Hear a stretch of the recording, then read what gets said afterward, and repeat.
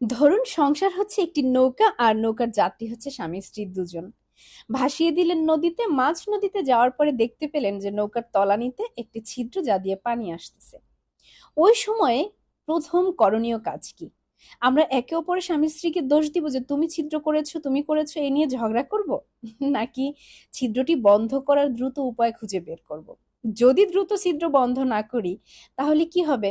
ওই নৌকার ছিদ্র দিয়ে হচ্ছে পানি চলে আসবে, আস্তে আস্তে নৌকা ডুবে যাবে এবং সাথে সাথে কি ওই দুটি মানুষও কিন্তু ডুবে যাবে।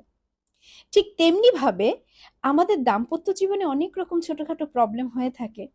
আমরা যেটা করি, এই সমস্যাগুলোর সমাধান না খুঁজে উল্টো একে অপরকে দোষ দিয়ে ঝগড়ায় লিপ্ত হতে থাকি। তোমার দোষ, এই আমার দোষ, তোমার দোষ, এই দোষ, সেই দোষ, ইত্যাদি ইত্যাদি। এটা না করে যদি দ্রুত সমস্যাগুলোর সমাধান খুঁজে বের করি, তাহলে কিন্তু কোনো সম্পর্কের মৃত্যু ঘটে না।